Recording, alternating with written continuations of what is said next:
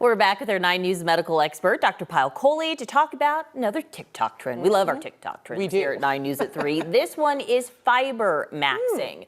So, Dr. Kohli, what say you? What is this? Yeah, usually I'm a Debbie Downer on TikTok trends, but I'm going to give it 2 thumbs up to this one. Wow. So, fiber maxing is adding fiber to your diet. So every single meal that you have, you want to make sure you enrich the fiber. And it's a bunch of TikTok influencers showing us how to do that, but with very specific instructions as to what they're adding to their breakfast, lunch, dinner. Mostly colors, colorful fruits and vegetables. It can be nuts and berries and seeds and whole grains. And this is a way to add more fiber to our diet. Ooh, so how much fiber should just the average American get? And then are we even close to meeting that goal? So we should be getting... We're not. No, 90% of women don't meet their fiber goal, 97% of men in America. Wow. And so we should be getting as women about 25 grams of fiber, men about 35. And as we get older, that can change a little bit. But we're just not getting it. We're getting more like 15 to 18. So about half as much as what we should be getting. And a lot of it has to do with the way that we're eating and what we're eating. Because if you think about how our food has evolved over the last several decades, it's changed quite substantially. We eat from packages and from wraps and from processed things. We don't eat real food as much anymore. And that's one of the reasons that, combined with a busy lifestyle, you don't really think mindfully about what fiber you're getting in your diet. You end up just not getting enough.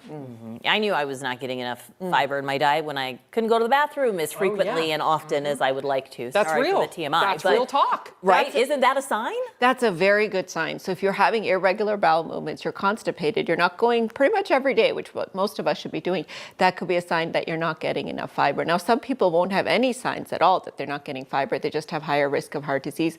But believe it or not, weight gain or inability to lose weight is also a sign that you're not getting enough fiber, because how much fiber you get regulates not just your appetite, but also how your body holds on to weight. So what are the different types of fiber, and what does fiber actually do? What are the benefits? So there's 2 types. There's soluble and insoluble fiber. We really need both of those. And the benefits are kind of varied. I mean, you have your digestive health, which is obviously it works in the gut. You have heart health because it can actually reduce your cholesterol.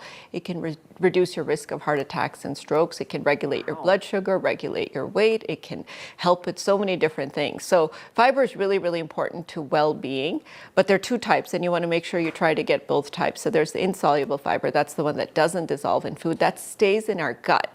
And the longer it stays in our gut, the more it ferments, and it can change the way that our gut is healing itself, essentially. And then you have the soluble fiber, which has all the health benefits that we just discussed. But it's not just the types of fiber, it's the viscosity of the fiber that matters too. So a lot of times people will go and buy fiber pills or buy fiber supplements. That's processed fiber. It's not quite as healthy as the natural fiber, because the viscosity of the fiber determines how fast it moves through your gut.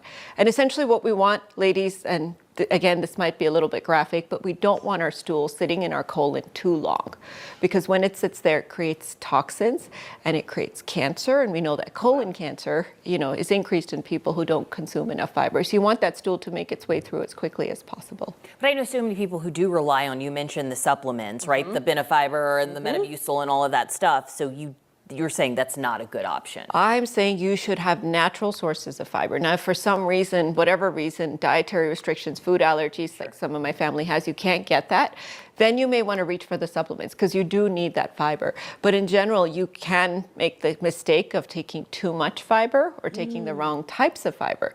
So if you start to get to 40 or 50 grams of fiber, that's too much. And it can actually have the opposite effect of what you're trying to treat, which is that it can sit in your gut because it's not pulling enough water, especially if you don't drink water, cause fermentation, which can cause gas, which can cause constipation. It can even affect the way your body absorbs nutrients and medications, because there's just too much fiber in your gut. I feel like we're not talking about this enough. It seems so simple, yet not everybody's following it. If you said 97%, so really good information. Well, so I want you ladies to track your fiber. All right. And report back to me whether you're getting enough fiber, and then how you're going to augment. And when you augment, you increase your fiber by 5% a week. If you go too much too far in, you will feel sick, and you drink 8 to 10 glasses of water with that. Are we going to do this? No, I want to do this. I do We're out of too. time, but real quick, 5 top foods that have the most fiber. Yes. So berries, nuts, seeds, leafy greens, and whole grains. Oh, I can eat that. Sounds You like eat that my all diet. the time. That's me. Yeah, you're a little vegan over here.